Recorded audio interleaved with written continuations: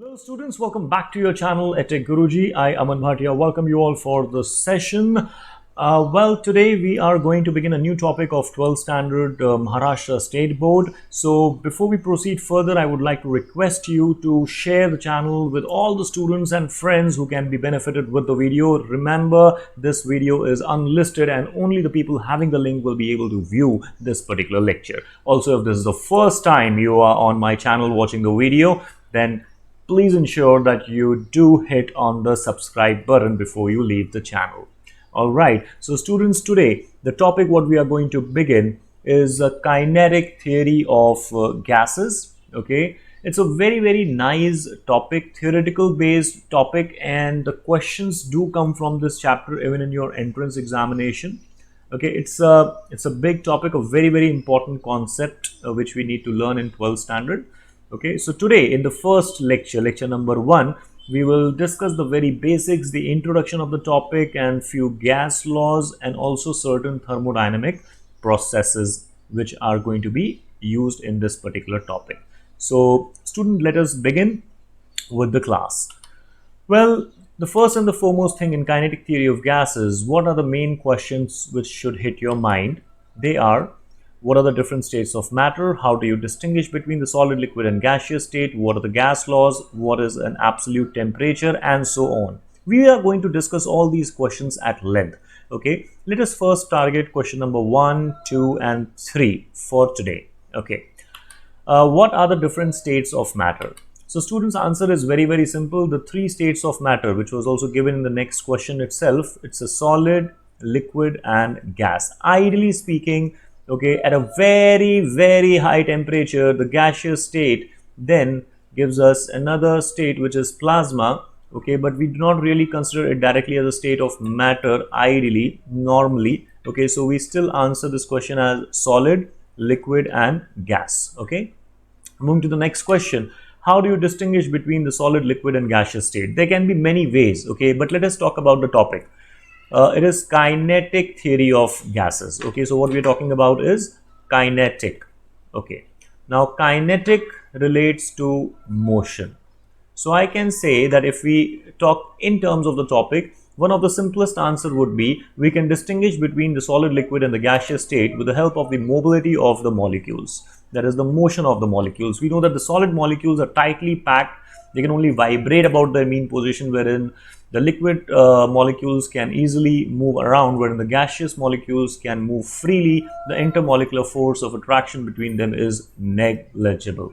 Okay, so this is one of the answers, the mobility of the molecules. Okay, moving ahead, what are gas laws? Well, the gas laws which we have studied in the past is Boyles Law, Charles Law and Gil Zachs Law, right? Now, before we come to actual laws, okay, just a quick revision. Okay, I would like to tell you an interesting fact about this topic. The topic of kinetic theory of gases was not first observed by a physicist or a chemist. It was first observed by a botanist. Okay, by a botanist. What is the name of this botanist, guys? The name of this botanist is Robert Brown. Okay, the name of this botanist is Robert Brown. Are you getting it, students? So he is the man who actually noticed behavior in pollen grains. What happened? He was once studying a particular slide in which there was some fluid. So from the window, certain pollen grains flew in and sat on his slide. Okay, it irritated him quite a bit because the slide was spoiled. But when he noticed the pollen grains were moving. They were not static. They were not stationary, which gave him a thought that how can these pollen grains, which are inanimate objects, can move around. Okay, they do not have any tail-like structure or flagella or something which can help them to float. And that's when he remembered that according to Newton's law, any inanimate object can move only and only when there is an external unbalanced force which acts on that particular object. So that gave him a concept. He suggested that the pollen grains are not moving on their own. The pollen grains are moving because of the external force which is due to the molecules of fluid. So actually, the molecules, which are very tiny, cannot be seen by our bare eyes, are in continuous motion, and when they hit the pollen grain comes into motion. So that also tells us that the motion, behavior, nature of the pollen grains is actually giving us the nature of motion of the molecules. So these pollen grains were going in random direction, and that's when Robert Brown said that the molecules of fluids, okay, molecules of fluids are in state of continuous random motion. Okay, the molecules of fluids are in continuous random motion. Okay, and this exactly is then known as Brownian motion. Okay, Brownian motion. You have heard this in 8th standard, guys. Okay, so Robert Brown, a botanist, he was the first one to tell us about the kinetic energy involved in the molecules of fluids. He suggested that the molecules of fluids. Now, what is fluids? What is fluids? So basically, the definition of fluid is anything which can flow. Anything which can flow is a fluid. Okay, so the fluid again further are nothing but liquids, also are in the category of fluids, and gases are also in the category of fluids because they both can flow. Okay, so anyway, I hope our little bit of factual information is clear with regards to this particular topic. Okay, so anyway, he was a botanist. He just talked about Brownian motion, and he proceeded with his own work in his field. Now, later on, certain laws were given with respect to gases. These were later: Boyles Law, Charles Law, and Gil Zachs Law. Let us quickly revise and see the Boyles Law.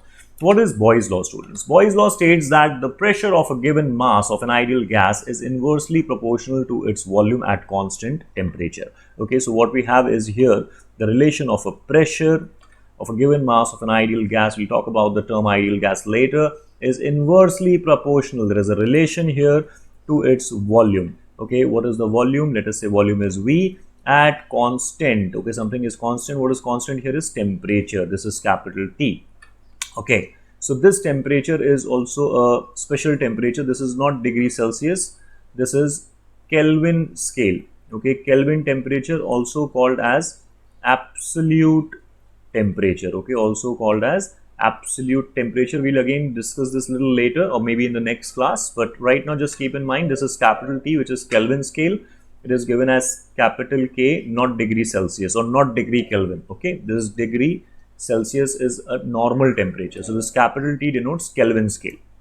Okay, so let us see here. If you notice this diagram, here you see that the temperature in both the cases are same. Okay, but here the pressure is changing. Okay, now the pressure can be changed. Let us say this was the initial pressure. By exerting the force in the downward direction, I can push the piston, exerting some pressure, which will result in the change of volume. So as the volume is changing, I am also getting in the barometer the reading of the pressure from here, okay, and volume from here. Okay, pressure is here and volume is here. Okay, so now if I see there is a relation, and this relation is given by the law which is given by Robert Boyle. Okay, this is a normal graph. If I keep on adding the weight here, which increases the pressure.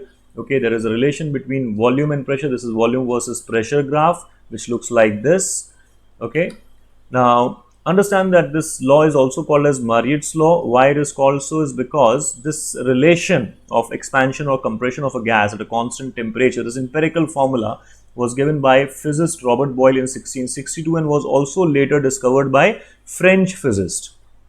Okay, was also later on given by French physicist, okay, Edmond Mariotte. Okay, so it is also called as Mariotte law. Anyway, it is some extra piece of information. Moving ahead, let us see what all we learn from this particular law. Point number 1. What we understand is that P is inversely proportional to V at constant temperature. So temperature is constant. Okay, from this relation I can say PV is equal to constant.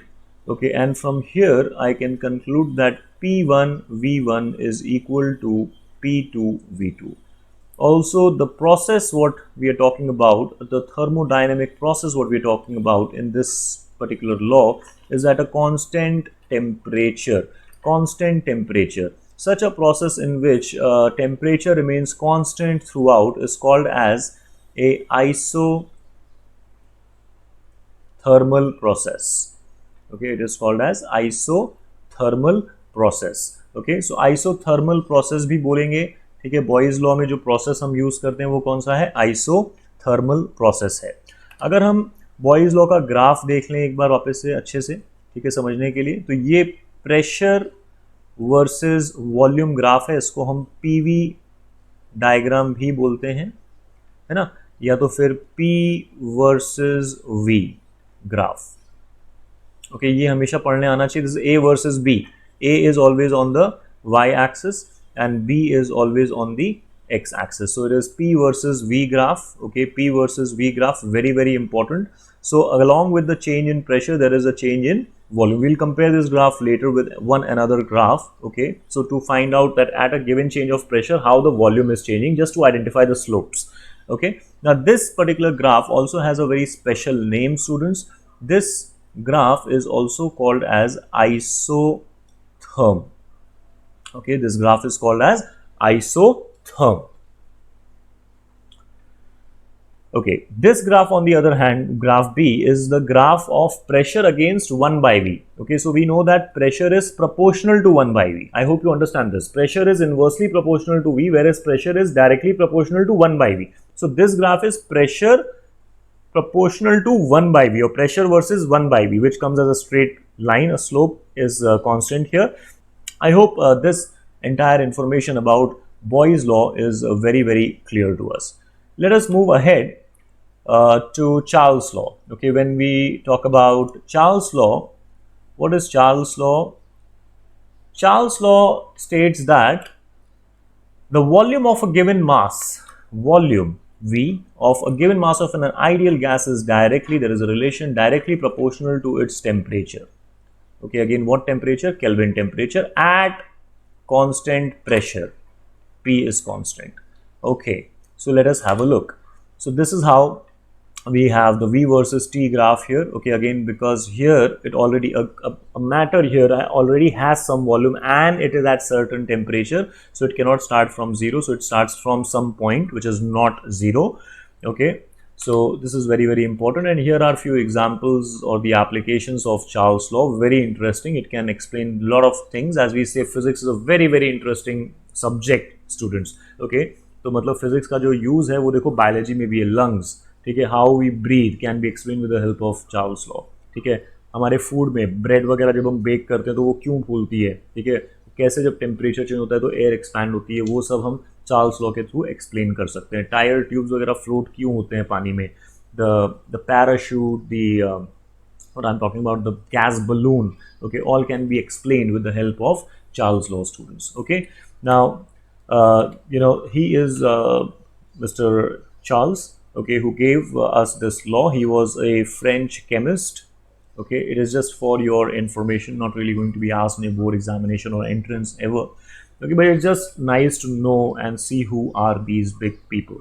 Okay, now this is Charles law, students. Now let us see what we have learned from Charles law. Number one, what we learned from Charles law is that volume is directly proportional to temperature at constant pressure. Right, pressure is kept constant. That means V by T is constant. From here I can say V1 by T1 is equal to V2 by T2. Okay, so I hope this relation is also clear to you. Now I also see that the pressure is constant here. So such a process, okay, in which pressure remains constant throughout is called as isobaric process. Okay, it is called as isobaric process. Very very important. So we have understood what is an isothermal process. This is an isobaric process. Okay, I hope this is getting clear to all of you. Okay, isobaric process. Okay, great. So let us look at the graph.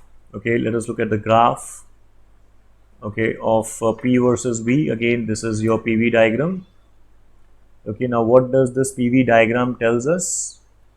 This PV diagram tells us that this is the initial and this is the final volume. That means here it is going, pressure is kept constant. Okay, so the graph is always parallel to x-axis in this case. Okay, and here because it is volume is increasing, it is going to a higher value from, it starts from origin from 0 technically or whatever value, and it is going to a higher value. So we can say this graph represents isobaric expansion. Okay, this graph represents isobaric expansion. So I hope this is also very very clear to you. Isobaric process क्या होता है वो भी हमें समझ में आ गया है चार्ल्स लॉ से. Moving ahead, let us go to Gil Zachs Law. Gil Zachs Law states that the pressure, okay, pressure of a given mass of an ideal gas is directly proportional to its temperature at constant volume. So pressure is directly proportional to temperature at constant volume. So students, almost Charles law के जैसा है, pressure और volume ने अपनी जगह interchange कर ली है.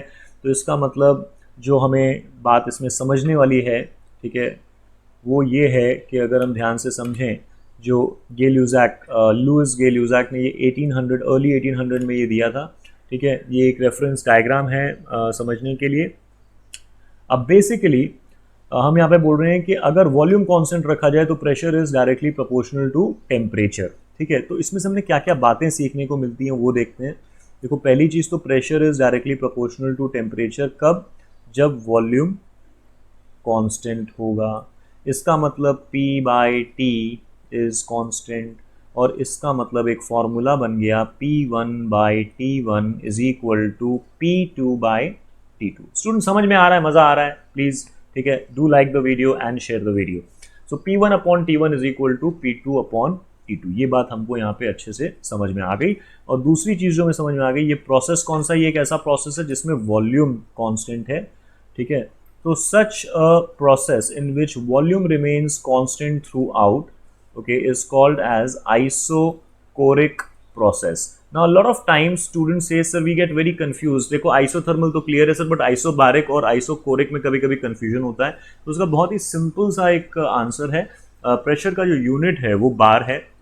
ठीक है, प्रेशर का यूनिट क्या है? बार. तो वहाँ से हमें एक बात याद रख सकते हैं कि bar is the unit of pressure.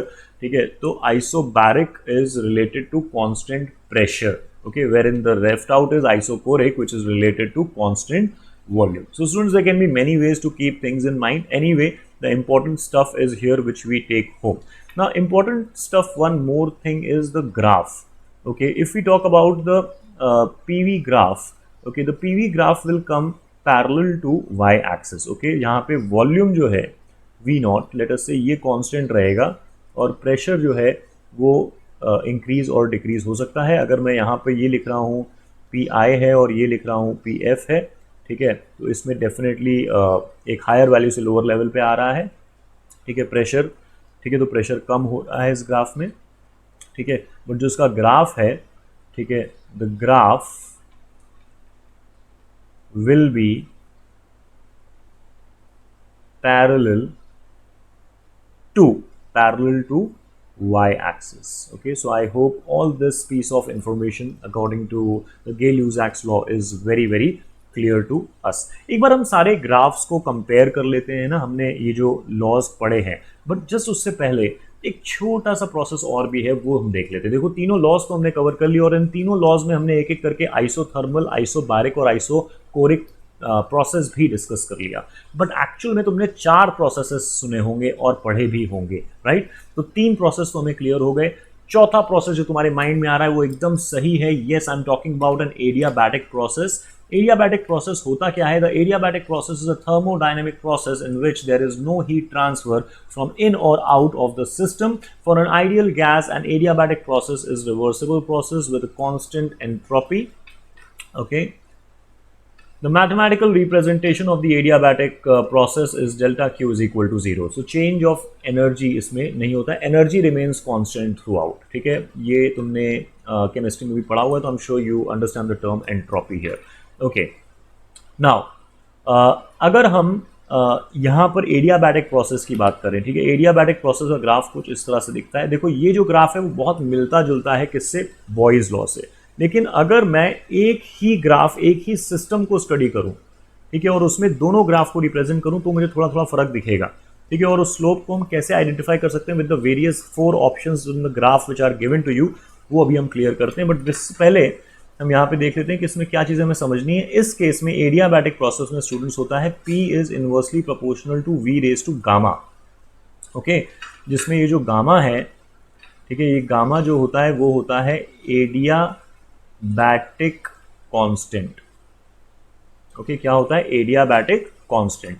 और ये गामा जो है ये रेशियो होता है Cp अपॉन Cv का, ठीक है। ये क्या है, ये स्पेसिफिक हीट से रिलेटेड चीज़ें हैं, ठीक है, किससे रिलेटेड चीज़ें हैं, स्पेसिफिक हीट से। अभी इसके ऊपर ज़्यादा टाइम मैं नहीं दूंगा, इसको हम प्रॉपरली करेंगे, गामा को डिराइव करना सीखेंगे, स्पेसिफिक हीट डिटेल में बात करेंगे, don't worry about it. Values तक हम कैलकुलेट करके निकाल के देखेंगे और ये भी समझेंगे कि क्यों ज़रूरी होता है स्पेसिफिक हीट को याद रखना और गामा को याद रखना, ओके।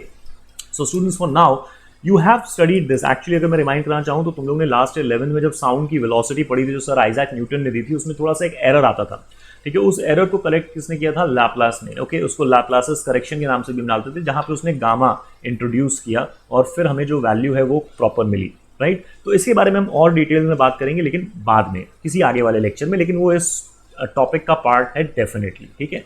अब यहां से हमें क्या समझ में आ रहा है कि PV raise to gamma is constant. इसका मतलब अगर इसकी हम इक्वेशन बनाएंगे तो क्या हो जाएगा, P1 V1 raise to gamma, P raise to gamma नहीं है, P1 V1 raise to gamma is equal to P2 V2 raise to gamma. Gamma जो है वो टाइप ऑफ गैस के ऊपर डिपेंड करता है, जो हमें याद ही रखना है स्टूडेंट्स आगे जाके, ओके।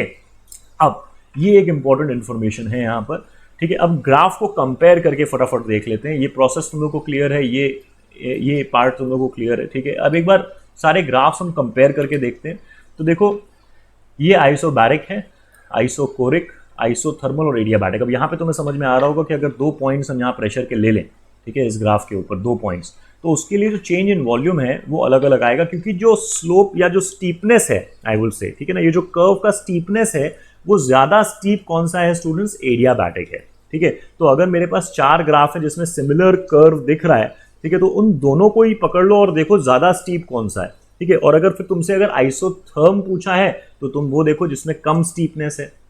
और अगर एडियाबैट पूछा है, इस जो ग्राफ है, ठीक है ना, ये जो ग्राफ है इसका नाम है एडियाबैट, ठीक है ना, एडियाबैट बोलते हैं। तो which of the following represents an adiabat, which of the following can represent isotherm, which of the following graph represents isothermal process, which of the following graph represents Boyle's law. ऐसे करके जो क्वेश्चन आएंगे तुम्हें उसमें normally ये चीज graph choose करनी रहती है। तो वहां पे 2 ग्राफ जो है वो मिलते जुलते दिखेंगे स्टूडेंट्स, दोनों सिमिलर दिखेंगे, लेकिन तुम्हें क्या कंपेयर करना है, तुम्हें देखना है किसका स्टीपनेस ज्यादा है और कम है। स्टीपनेस कम वाला जो है वो आइसोथर्म है, ज्यादा स्टीपी जो है, ज्यादा स्लोपी जो है वो कौन सा है स्टूडेंट्स, वो है तुम्हारा adiabat. I hope this graph comparison gives you a clarity between how to understand which process is an adiabatic process and which one is an isothermal process. Again, isobaric means constant pressure, isothermal means constant temperature, adiabat means constant energy throughout the process, and isochoric means constant volume throughout the process, students.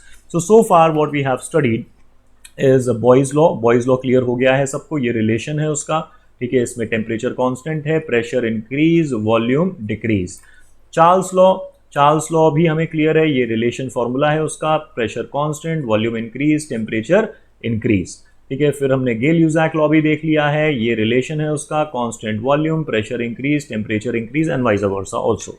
अब अगर इन तीनों को combine कर दिया जाए तो हमें एक कंबाइंड लॉ मिलता है, P1 V1 upon T1 is equal to P2 V2 upon T2, ठीक है। ये कंबाइंड लॉ है, इसको ऑब्टेन कैसे किया गया है, by combining Boyle's law, Charles law and Gay Lussac's law. इसको आगे जाके हम यूज करेंगे जब हम आइडियल गैस के बारे में बात करेंगे students. For now volume is taken in DM cube, temperature in kelvin scale and pressure in kilo pascal. So students, I hope that this all information what we discussed right now is very clear to you. Go ahead and view this lecture if you need to. Once again, okay, take your notes. It is always good to handwrite your notes yourself, okay, it gives you more clarity. I will see you soon in another video of lecture number 2 for this topic. Till then, Keep studying. If you have any questions, any doubts, you can comment me, you can connect with me. My details are on your screen. With that, this is your EdTech Guru Aman Bhatia signing off. Take care. Bye bye.